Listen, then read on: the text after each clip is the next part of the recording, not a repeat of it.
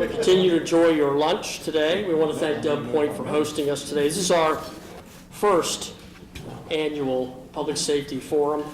The Chamber is proud to have Pohanka Automotive Group as our lead sponsor. Thank you, Sandy Angelo. She's with us today. I'm Bill Chambers, President and CEO of the Salisbury Area Chamber of Commerce. I know we have an intimate crowd today, but this is our first annual, and I think this is going to build as we move forward in years to come. To my knowledge, an event like this hasn't taken place in quite a while for Wycomico County and our city. And we have the leaders of our state, county, and city public safety agencies with us today to address concerns from the business and organizational community here in the region. And again, we thank Pohanka for stepping up and sponsoring this. If you would all mind standing, please, and joining me in the Pledge of Allegiance. I pledge allegiance to the flag of the United States of America and to the republic for which it stands, one nation, under God, indivisible, with liberty and justice for all. Thank you. Please be seated. Aside from this very distinguished group of leaders we have at our panel, I want to introduce a few folks that have joined us today. President of the Wycomico County Council, John Cannon. Thank you, John, for being here. Vice President of the Wycomico Board of Education, Jean Malone. Thank you, Jean. Our great Superintendent of Public Schools, Donna Handel, is with us. Thank you, Donna. And President CEO of the Salisbury Wycomico Economic Development Agency is Dave Ryan. Dave, thanks for being with us. A couple real quick updates on upcoming events. Next week at La Quinta, we will have our post-2019 legislative session luncheon. The entire delegation will be there. The questions are edgy. We don't throw softballs at those legislators. They made some votes this year. They took some positions on things they should have, and they took some positions on things that they shouldn't have, and we'll be holding them accountable for their votes next week. I encourage you to be there. Tickets are going fast. I was informed this morning that Dorchester's chamber had to cancel their legislative breakfast due to the passing of Speaker Bush. So all of those members have been invited to attend the Salisbury event next week. And the 99th annual Salisbury Area Chamber of Commerce Awards Gala is May 16th. I encourage all of you to be there. We have some really unbelievable award winners this year, and we have a winner in the not annual award. That's the Chamber Award. We have an individual that's been selected for that. This is a celebration of our business and organizational community, the people that make Salisbury and Wycomico tick. So I hope you'll find the time to come out. It's a great evening, cocktail hour, and a great dinner, and we'll have some entertainment as well. So with that, I want to turn the microphone over to our moderator for today's forum. Greg Riddell is also the chair-elect for the Salisbury Chamber. He serves as a co-chair of our Government and Business Affairs Committee. So please welcome him.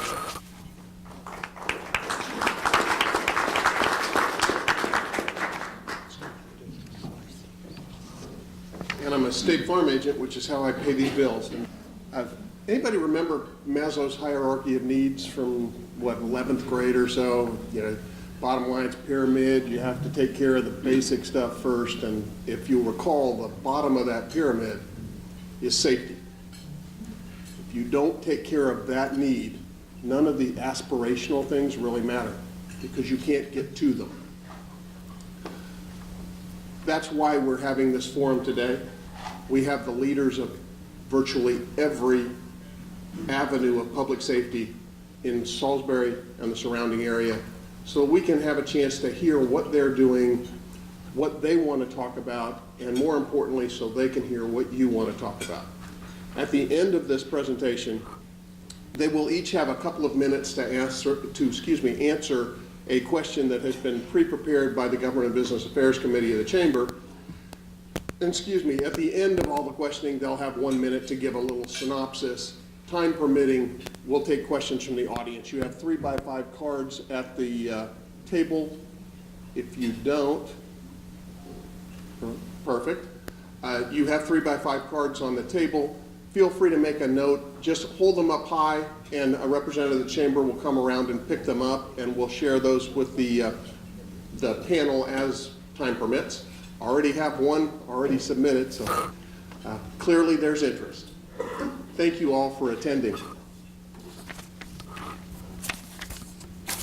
To the panelists, there are 2 microphones. We're going to have to move both of them. One is for Pack 14, that's the one standing up, and the other is the one that you'll hold to, that you'll want to speak into. It should be fine as long as we move the Pack 14 microphone along with us. All right, let's get to the business at hand. Let me introduce our panelists. Wicomico County State's Attorney, Jamie Dykes. Wicomico County Sheriff's Department Representative, Lieutenant Robinson is sitting in for Sheriff Lewis. I was told the other day, I guess he's in Georgia and he's going from there to some building with 5 sides. It's over in DC. Something unimportant, clearly. But Lieutenant Robinson will represent us quite well. City of Salisbury Police Chief, excuse me, Barbara Duncan. City of Salisbury Fire Chief, John Toll. From the Maryland State Police Barracks, Lieutenant Christopher Davila. Did I do that one right? Davala, but that's all right. I've been called worse. Town of Delmar Police Chief Ivan Barkley couldn't be with us. He sends us his regrets. The Town of Fruitland Police Chief Brian Swafford. Way down on the end, I think. Salisbury University Police Chief Edwin Lashley. I don't see Ed. Okay, good. All right, making sure that we've covered everyone. Welcome to all of you, and thank you for participating in the forum today. I've gone through the format. We're going to skip right onto the questions. And the first question is directed to Salisbury PD. I'm sorry, Fruitland PD. Describe your department's current efforts in community policing, practices specifically designed to meet the objectives of a smaller municipality. How does your budget reflect those initiatives? First off, thank you for having us all here today, and on behalf of Fruitland, we appreciate being considered and included in this. Community policing for us, especially over the course of the last couple of years, has really taken on the role. It's about relationship building, getting our officers out of the cars and interacting with the public more. We do a Christmas for Kids program where we provide with the fire department Christmas for families that wouldn't otherwise have it. Our National Night Out continues to grow every year, and it's become really a big event in our city. We do the Little League parades, the Fruitland parades. We have some officers that are coaching sports, travel baseball, Little League baseball. We host a Girl Scout group at our office. So we're just looking for opportunities to interact with the community. We have people on the Salisbury University's neighborhood compact. So we give out the welcome packets to all our college students when they move in each year in the college housing areas. Just giving them some crime prevention tips and letting them know what to expect from us during interactions. And as Chief Lashley and I were talking about earlier, that's really paid dividends. Our relationship with the college community has really greatly improved over the years. Right now, we are focused a lot on getting the officers out of the cars. We're doing a lot of foot patrols, a lot more business and property checks, and not just riding by, but actually getting out and interacting with the people in the businesses in the community. If there's kids out throwing a football, there's nothing that says you can't stop and spend a few minutes with them. You know, just getting to know the community a lot better. In a small city of roughly 5,000 people, that's really important. They need to know who we are, and they need to know that they can trust us. And that's been a huge focus. We increased our foot patrols and property checks last year by over 1,100. So there's mandatory foot patrols in areas every day. We have the very busy ball field area. The sports community in Fruitland's been huge. So as often as they can, they get out and they go over there and just be around the public. From a budget standpoint, we don't have a huge budget for it, as you can imagine, but you know, our time is our commodity. So we're already on the clock and our officers are already being paid. So we're taking more opportunities throughout our shifts to intermingle with the community and not just take enforcement action, but build those relationships. Thank you. Was remiss to the panelists. Sean Jester from the Chamber and Congressman Andrew Harris's office is our timekeeper today. So if you'll see Sean, just hold up the sign. He'll give you a 30-second heads up and a time's up, and if you don't respond to that one, you'll get the nasty comment from me.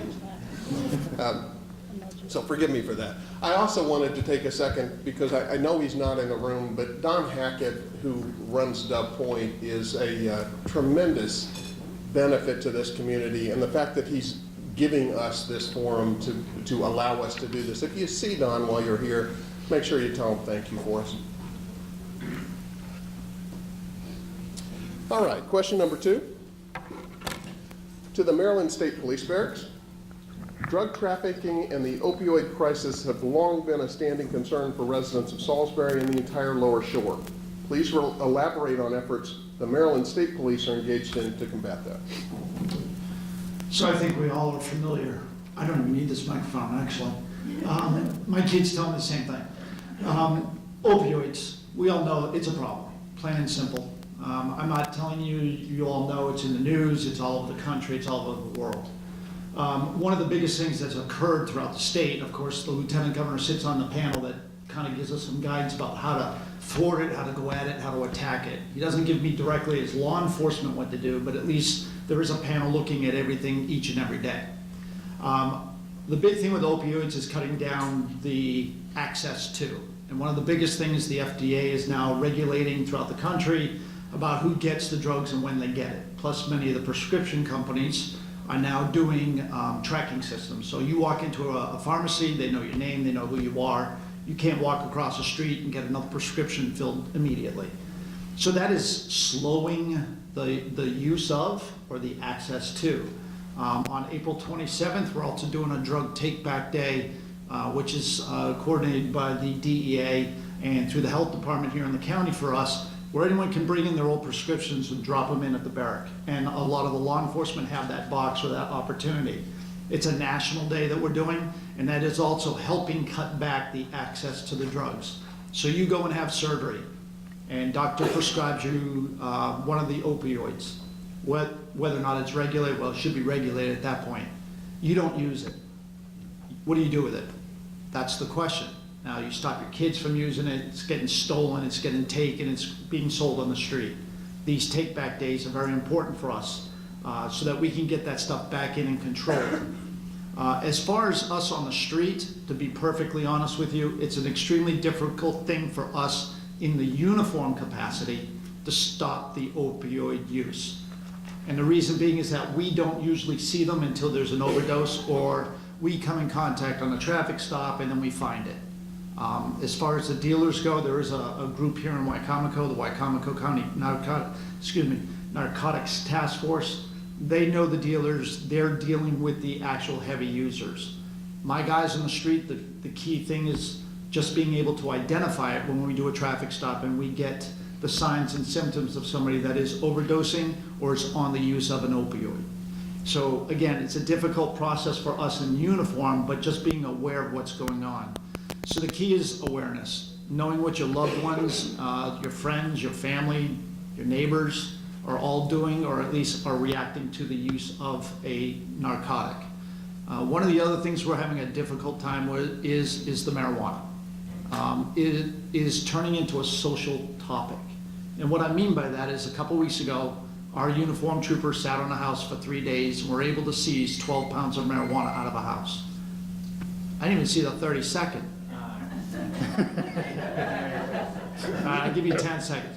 The problem we did is after we do the arrest, we always do a public, we do Facebook, we do InstaChat, whatever it is out there. We put it on social media. Do you know 95% of the comments we could not even post? And the reason being is that people are saying, why are you taking someone's livelihood away from them? The guy's just trying to make a buck. Wow. Social approach is changing today, folks. Denver, Colorado, California, Maine, you pick the state that has it legally, it is now becoming a social want. It's not a big deal anymore. It is a gateway drug, we know that. It's opening the doors to the other drugs. But our social communities are not accepting it anymore. And it's becoming very difficult. even whether we're hiring people, and you'll see it, you're gonna bring somebody in, if you have a urine test or a guideline that you can't be under the influence, many of these people don't think it's a big deal anymore. Driving under the influence of marijuana is not a big deal anymore. But it's not nearly as big a deal as over talking your time. Okay? You gave the mic, that's the mistake. Directed to the Wycomico County Sheriff's Department. Citizens and business owners' growing concerns over automobile break-ins are mounting. Thefts from vehicles, including cell phones, laptops, cash, and loose change, seem commonplace occurrences in our county. Many of these thefts occur at residences where cars are parked in private driveways and even garage break-ins to access a vehicle. What steps is your office taking to address these incidents, and are you satisfied with subsequent prosecution of those subjects after the fact? Well, the first thing I want to let you know is that we are locking these people up.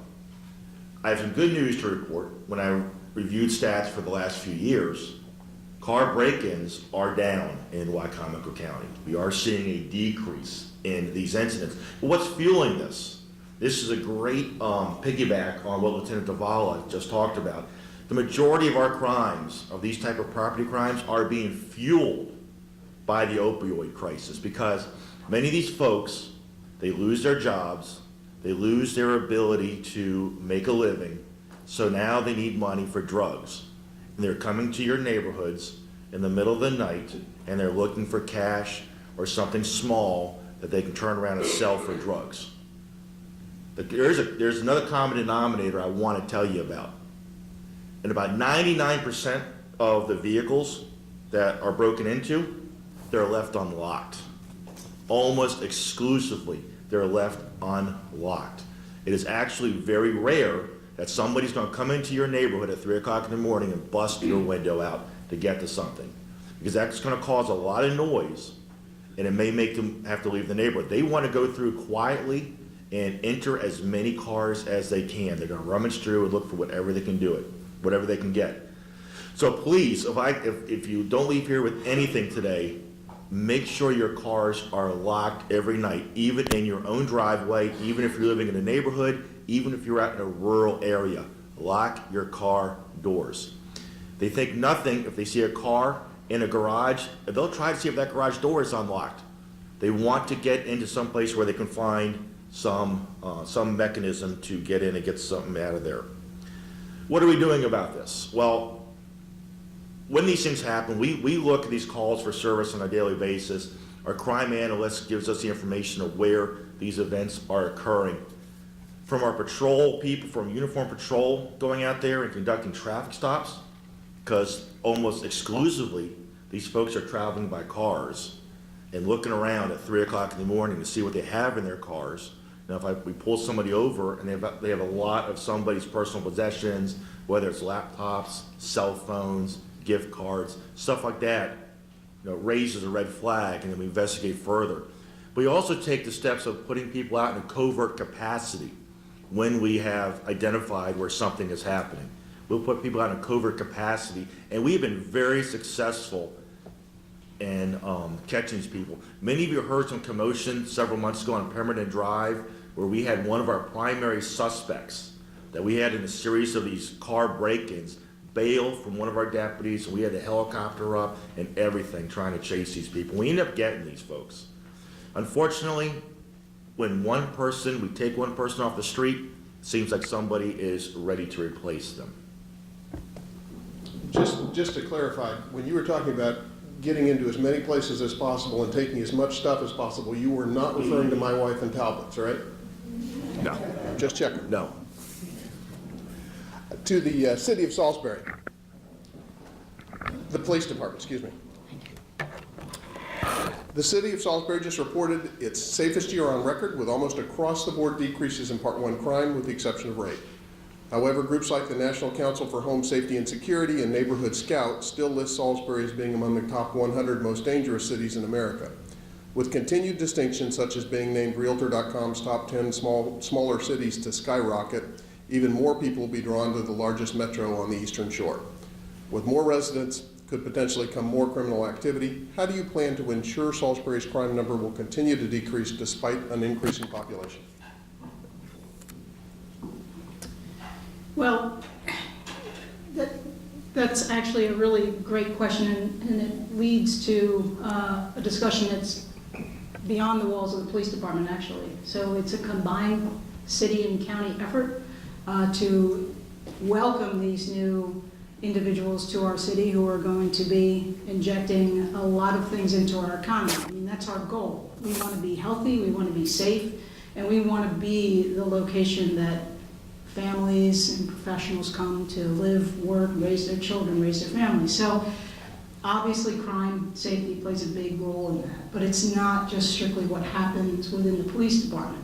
And sure, we did have, we had a high point in what we looked at over the past 20 years, back in 2009, of a little over 3,000 Part 1 crimes that were reported to the police, and tracked, and logged, and investigated, and reported up to the FBI.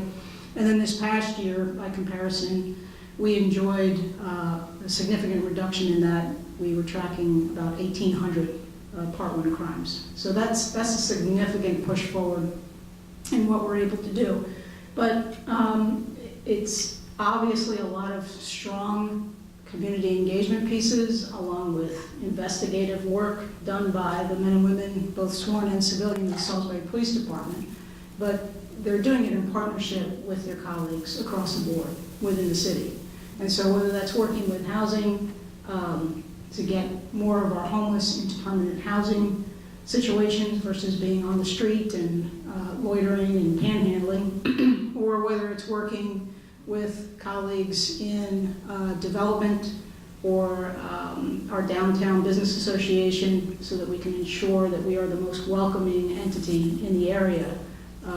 It doesn't matter. What our officers are looking at now is how they can be versatile and how they can be productive in ways that traditionally aren't seen in law enforcement. Whether that means participating in very difficult conversations with community members, or showing up at bus stops and handing out either hot chocolate or water bottles in the afternoons, or resurrecting the Police Athletic League. All of these pieces have connections to our business community and to our residential communities. So it truly is a whole city effort, not just within the PD, although arguably, we're absolutely tip of the spear when it comes to identifying these trends early and then communicating what our needs are with our residents and our other city colleagues. That's a great segue to our next question, which is to the Salisbury University Police. And that has to do with this cooperation. And I'll read it specifically. What does collaboration look like with the allied agencies that you all work with? And bad jokes from the moderator aside, we know that opioids are a tremendous problem. How is that being dealt with at the Salisbury University level too? Okay, thank you very much.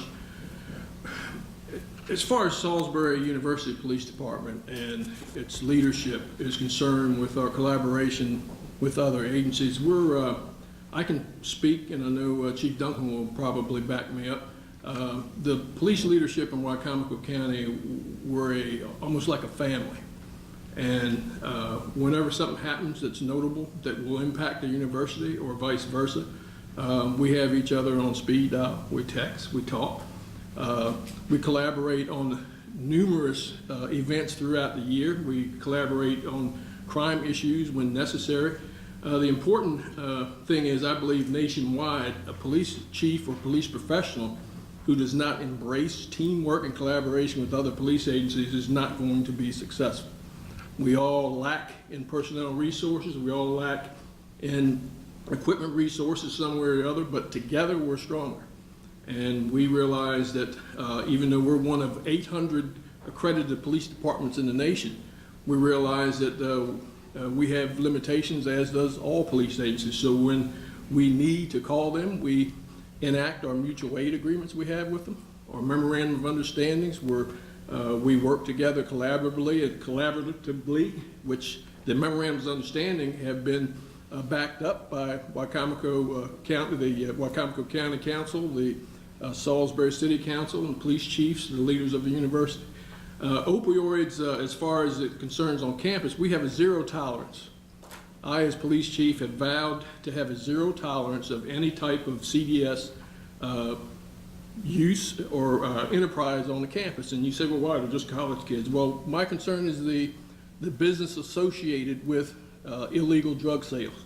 If you allow it to happen on a college campus, someone will set up shop, claim it as their territory, and be open for business. Therefore, I hate to say it to my colleagues, I'll send them somewhere else to do their business because they're not doing it on Salisbury University's campus.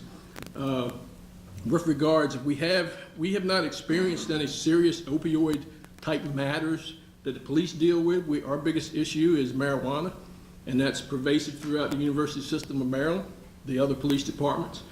In the event that we do get something serious, we have a criminal investigation division, we have capable police officers and command staff, we will investigate. If it's something that we deem appropriate for the Wicomico County Narcotics Task Force to take down the big fish, we'll collaborate with them to do so. So I enjoy the teamwork. I'm probably the most senior law enforcement officer on the Eastern Shore. I've been around a long time with other agencies. I'm proud of that. I've forged some relationships with it. I understand the mechanisms of each department, and I understand what it takes to keep our campus safe with the help of my colleagues.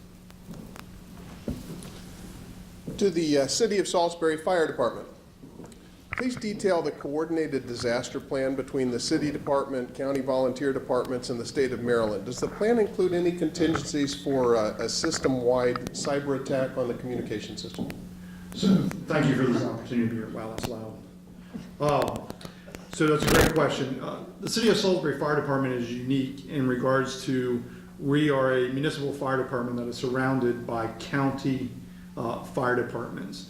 And with that, we rely heavily on the county fire service and specifically the Wicomico County Emergency Management Agency.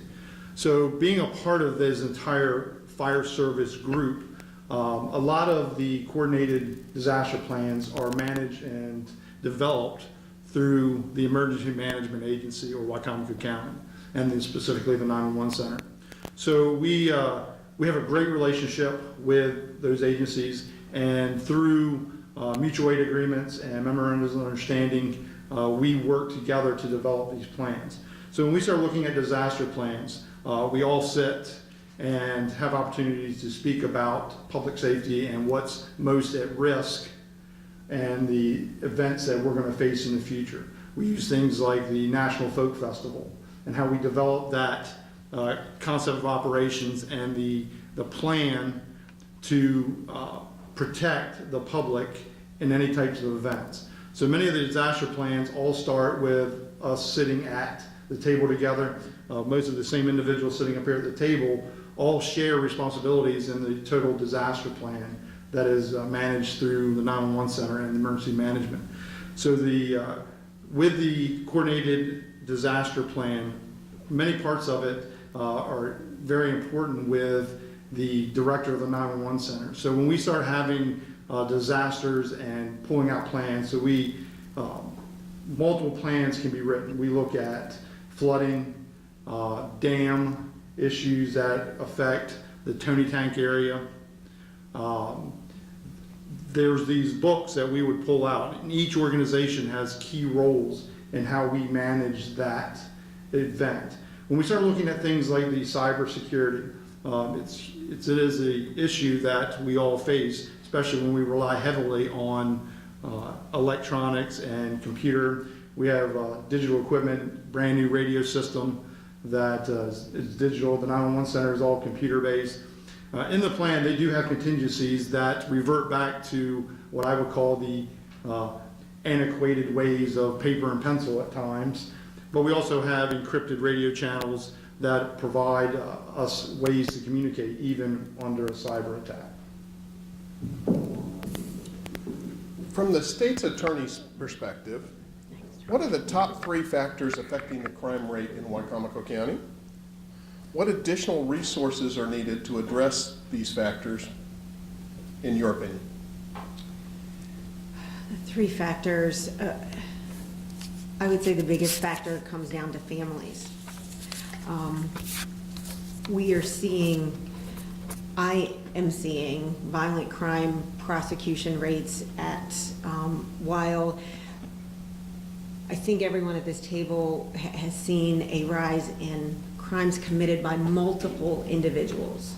So while Salisbury City might have one homicide, one dead person, for my office, if 8 people participate in that crime, I have 8 prosecutions, 8 homicide trials that are going to be 5 days each. And what we see is that they're committed by young people who are involved in gang-type activity many times. And in many instances, that goes back to a lack of a family structure, right? Not being raised in a home by people that love them. These are children who are victims of abuse and neglect, who don't have the resources that the families in this room have. That, I'd say, is our biggest crime issue. You know, it's so systemic. I think there are improvements that can be made. I'm not convinced that solving that is necessarily a resource issue. I think it's a policy. It's a policy and practice issue from some state agencies that we've got to look at that system holistically and how it serves our families and how that impacts the violent crime, especially that we see in this county. Second, I would say the opioid epidemic. That is, it's a public safety issue that we are struggling with because it's so multifaceted, multidisciplinary. It is in large part a public health issue. I'd argue that it's more a public health issue than it is a criminal justice issue. Our health department is doing great things in that regard. Lori Brewster is to be commended for all of her efforts that way with the COAT team. I honestly, I'm having trouble with the third issue. I think those are 2 really big issues, but I will concur, I think, with Chief Lashley and everybody at the table that if I needed anything, if I saw an issue, I have each member of this panel's number in my phone, and they answer when I call. The relationships, having the right people in the right places, and the relationships are what make the difference in any organization, any community, and I think that's where we are. Thank you. We have 2 questions from the audience. The first one, I'm going to paraphrase this one because it was handed to me before I walked in the door, and I'm going to do my best. There's a frustration level with drivers who are parking in the fire zones at some of our public retail spaces and either abandoning their cars or leaving them. I'll leave it to anybody on the panel who wishes to address it. The question was specifically, what can we do about that? Who is, because it's on private property, whose responsibility is it? And if they see these cars, that, as it was put to me, I see a 65-year-old lady who's having a hard time walking, struggling to get all the way across the parking lot, and I see some kid in a car turn up the radio, lock his car, and walk in, parked in the fire lane. Who do I talk to?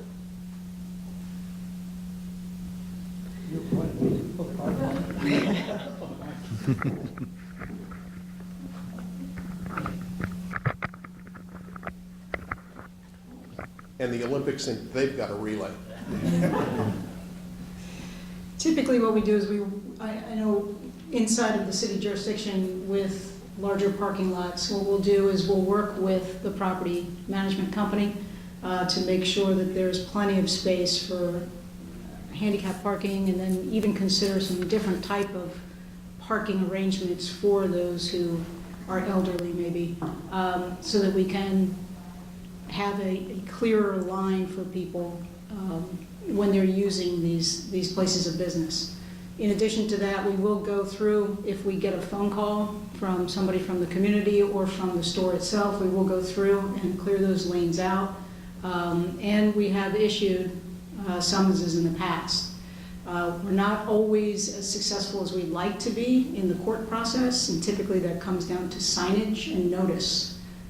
So then we'll go back and make sure that the property management company is aware of our hurdles that we have to face in court when we're prosecuting these cases, when we're going up to, if somebody actually wants to dispute the ticket itself. But it comes down to having resources in place who can respond and make contact with those individuals and make sure that they're keeping those lanes clean, and also making sure that the property management companies are communicating appropriately with respect to that space in front of their stores, so that motorists have noticed, that they're placed on notice, and that they're moved out of those areas.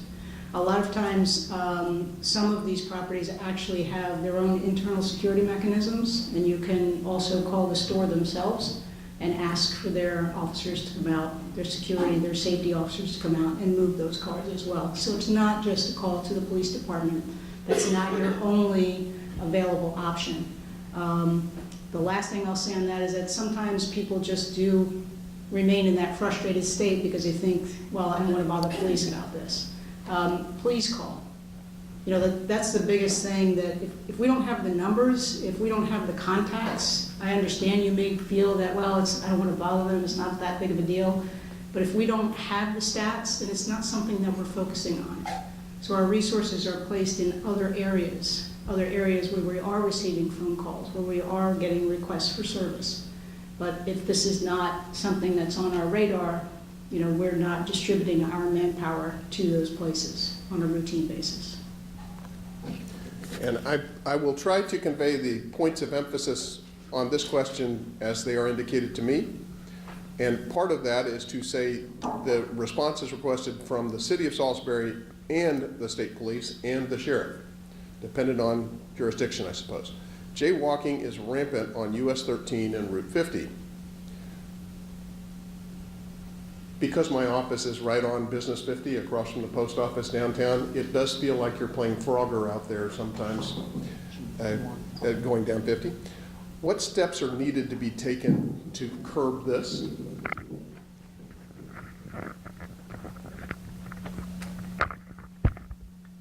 I'll give you a little point from the state police. Right now, currently, we have 26 troopers. 10 of them are supervisors. 5 of them sit at a desk at the barrack and answer the phone.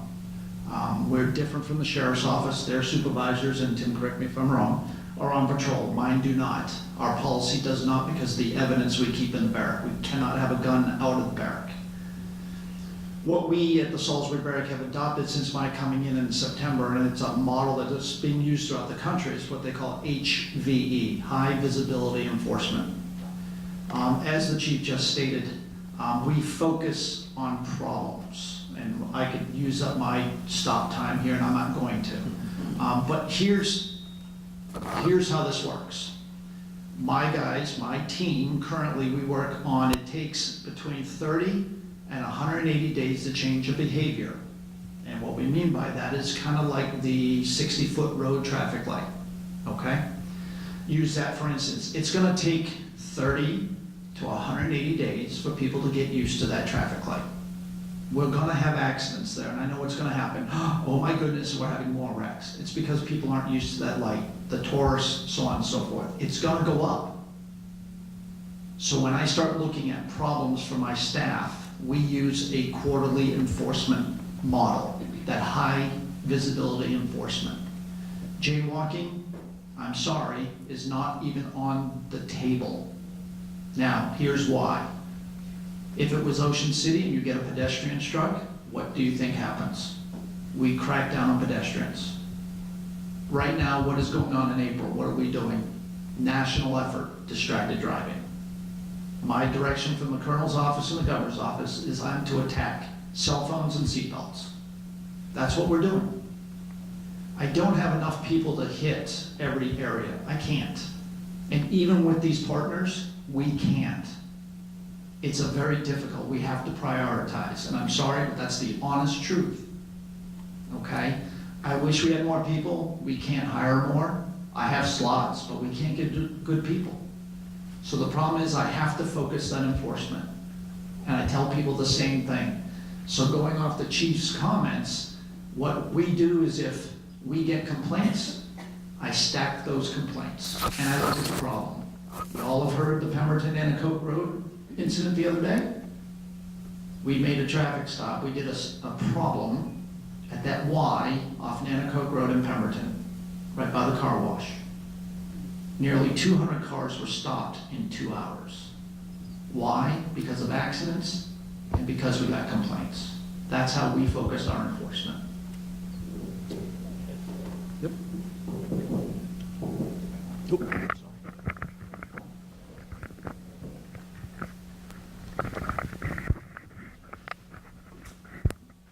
One thing that I've realized with problems, traffic problems and complaints, as mentioned in the question, is there are 3 aspects of those kind of issues: enforcement, engineering, and education. The education piece, when it comes to jaywalking and crosswalk violations, which we struggle with a lot on our college campus, and that we're trying to scratch our heads in collaboration with everyone at the table and the various governments to address. But the education piece is huge. The enforcement piece of that will not be sustainable if you don't back that up with some type of education mechanism, some type informing the public and the motorists about the laws that are on Maryland's books about jaywalking. A lot of people, I would venture to say, don't realize they're violating the law. So it's not something that, in this day and age where the taxpaying citizen and the public demands safer communities with regards to criminal activity, that police departments have a lot of time to focus full attention to those matters. So that's where the engineering and education piece comes in. Those pieces are usually done in conjunction with the State Highway Administration if funds are available. It's all about money. When you have TV, airspace, airtime, or you print posters or brochures, that costs money. And that's something too that has to be sustainable. But without that piece, without educating the public to back up enforcement in those matters, is not going to work. Why don't we keep that down there? Excuse me, and Ed, why don't you start us with a 1-minute synopsis of anything you would like to do with respect to closing comments. And at the same time, I'd like to pose this question for you, each of you, to consider as you frame your answer. The essence of strategy is the allocation of resources. You all are in competition for resources, as is everything else that we like to fund in the county.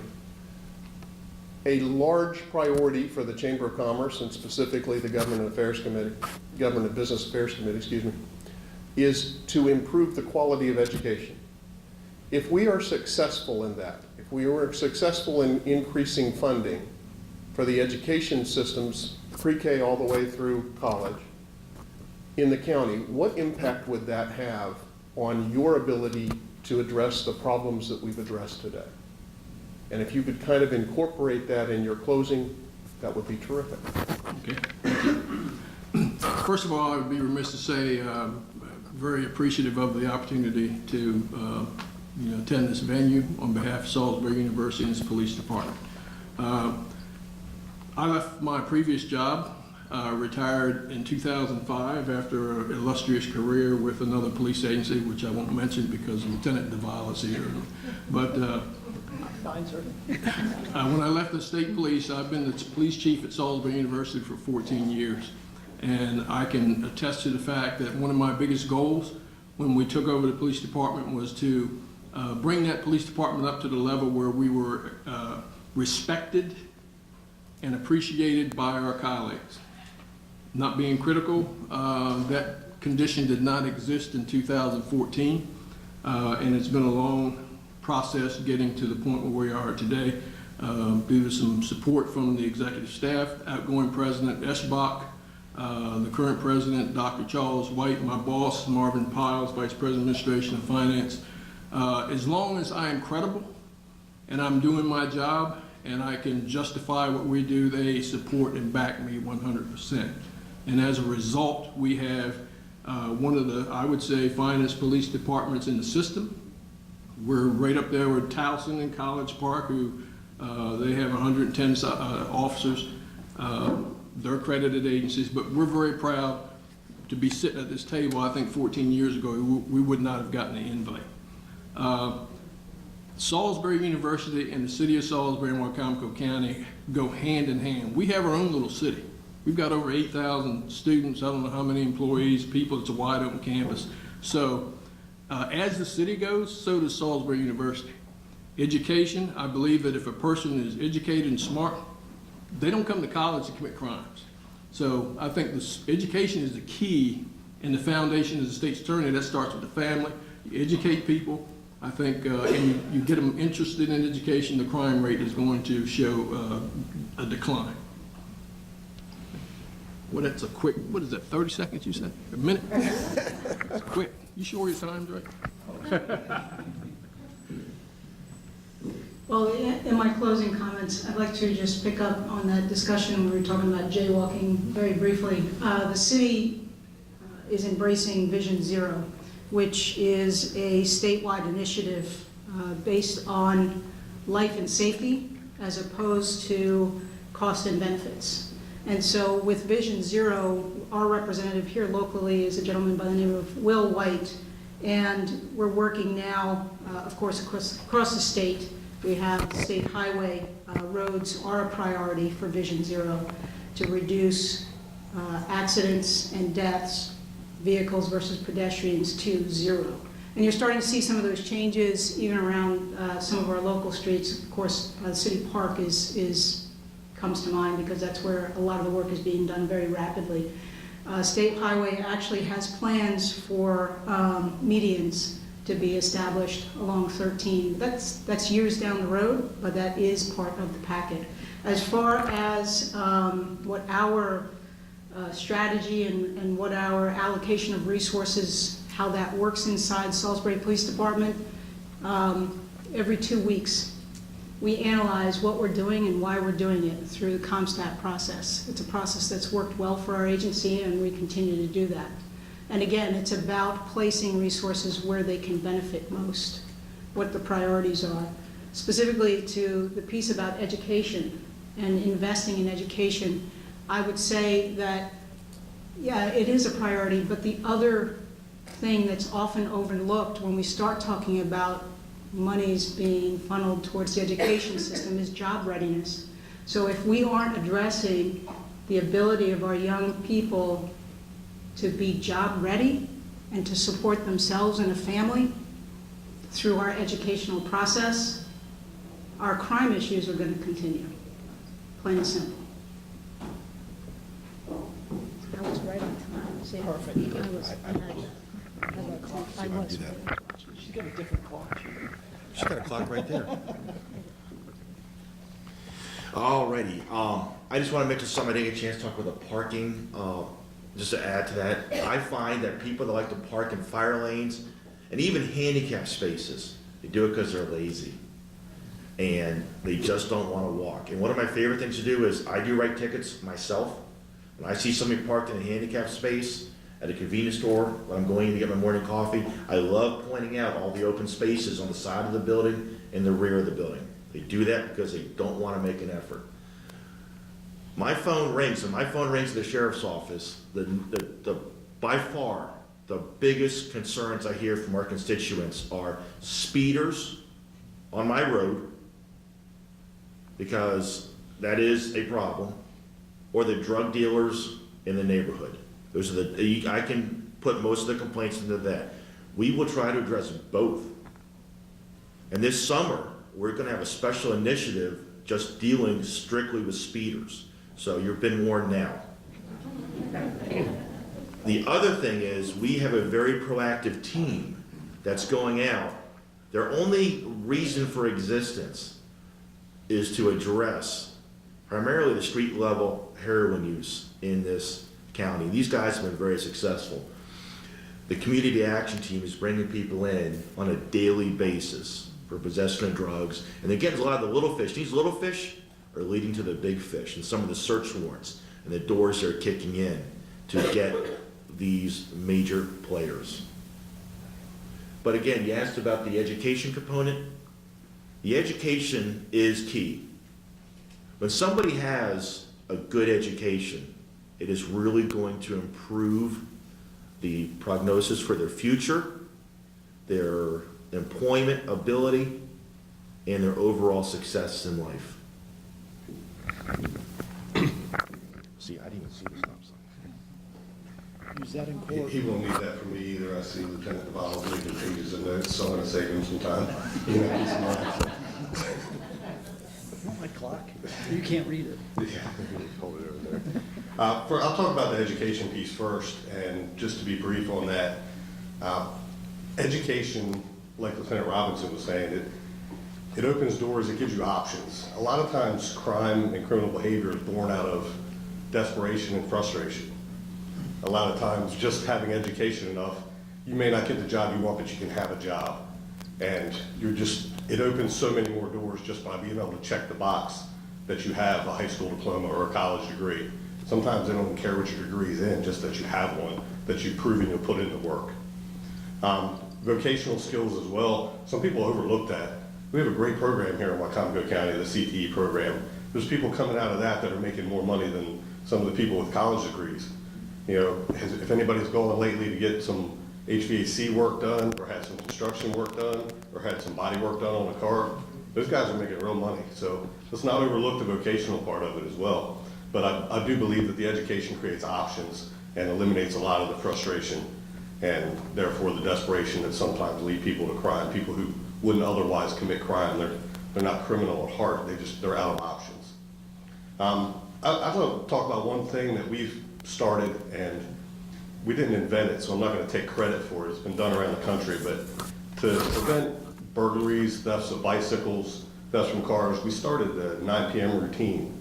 Every night at 9 o'clock, we do a Twitter and a Facebook post we try to be creative and make it fun for everybody. Just reminding everybody, hey, it's 9 o'clock, lock your car, make sure the outside lights are on, put your bike away, shut the garage door. It's been done around the country, and we just started doing it here locally, and we're really hoping it'll take off. We've put stickers on our cars, not really describing what it is, just wanting people to ask, what's the hashtag 9 p.m. routine mean? So any of you that are on social media, check it out, and please share it. It would be great if it would just spread countywide and make everything just a little more difficult for people that want to commit crime. Sorry. At least you can see the stop sign. All right, I'm gonna change and go a little different direction on the education part. For me, education comes from home. I'll go with the state's attorney on this one. Changing a culture. What we educate, what we're seeing recruiting of kids, it's a cyclical event. And what I mean by that is, we can go back over the last 4 or 5 years and have seen law enforcement has gotten a bad rap, what we do. Every profession's got bad raps. We all have bad eggs. But a culture at home has got to change. Educating that slapping a kid, punching a kid, stabbing a kid, beating a wife, hitting a kid is inappropriate. It's wrong. We don't have that now. So the problem is the education at home and getting past a parent's culture of knowing or thinking that there's no repercussions for your events. Okay? I came up, I grew up, I won't lie, my dad, how did I get a minute already? My dad beat me. I was wrong. I did things wrong. But I knew the consequences. So here's where I go with the education. Educating the young that doing wrong is wrong. Where I go with my troopers, and I'll wrap up my closing, is this. We have a motto: integrity, fairness, and service. My goal as a barrack commander is customer service. Having a young kid run into a police officer, a trooper, or someone with a gun and a badge is not a bad experience. Providing quality over quantity is my goal for my troopers. When you run up on an overdose, you take care of the overdose. It's a person. You stop and you have the pedestrian, educate. You have the kid or the guy riding the wrong way on a bicycle on the road, stop, educate. We have a tool, it's called a ticket. We have another tool, it's called handcuffs. I have the right by the governor's office to put handcuffs on you. But educate first. If it comes to that point, you go see her. But to meet us, we educate, and that's what I want my troopers doing. Integrity, fairness, and service. Thank you.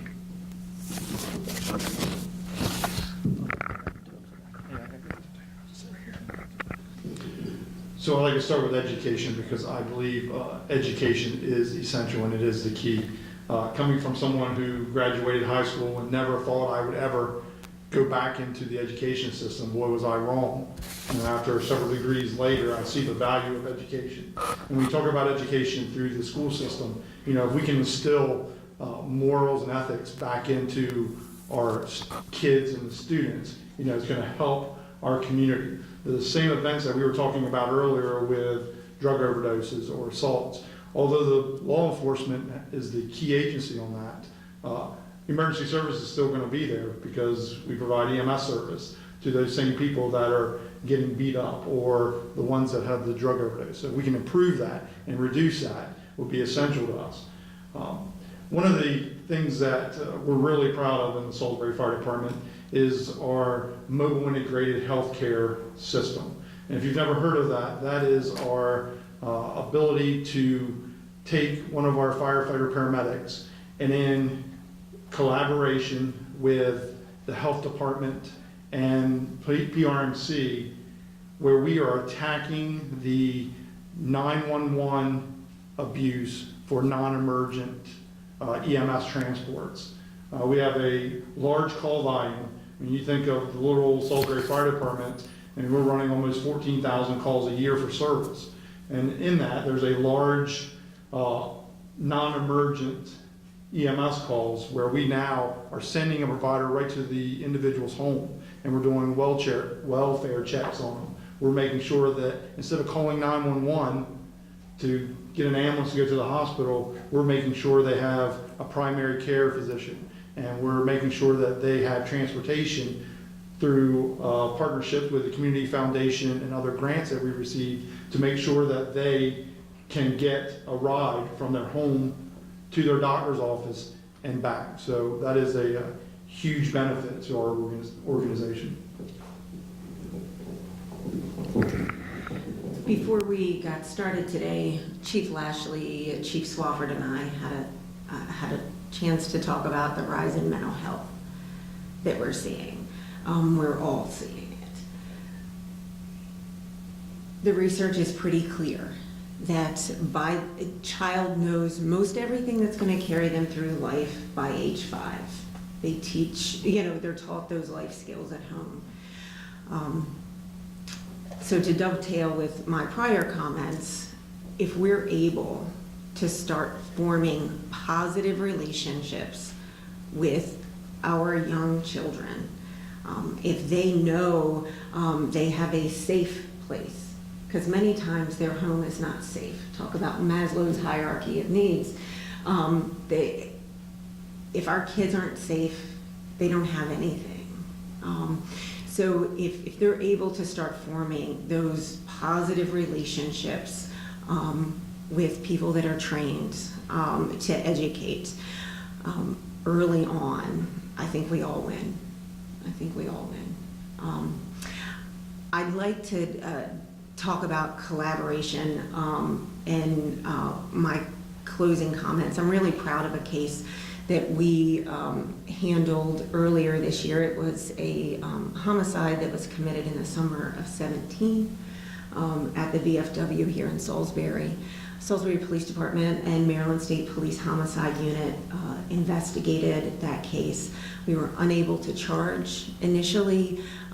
We went up on a resource-intensive wire about a year ago, which resulted in the conviction of someone that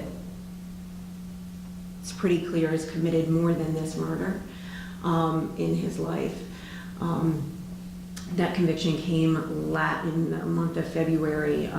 Lee Richard Brayboy was convicted, but he was convicted by the help of everyone at this table, resources from the FBI, who enhanced video for us, provided testimony, and did comparisons. Also, almost everyone at this table sat on the wire except for the chief of the fire department. They don't help us with that. But we also used a tool that we've not used in this county before on a homicide, in addition to the wire and the FBI.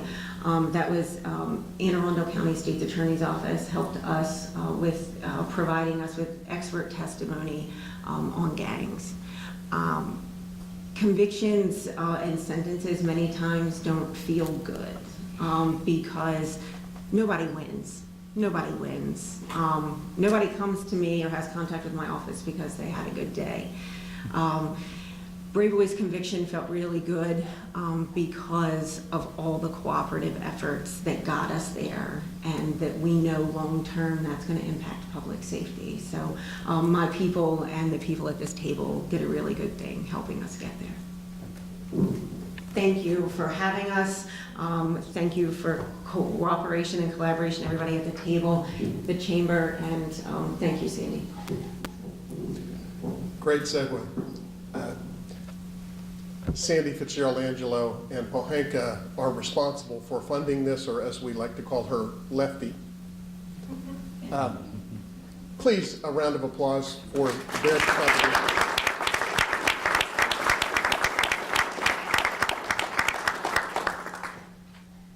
As I watch this take place, and as I look up and down this dais at the panel, the bottom of my pyramid is starting to feel pretty darn solid.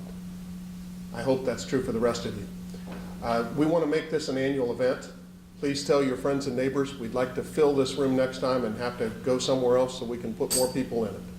It's important that we as citizens understand the contribution of our safety officers of all stripes in helping us feel safe and helping our community grow.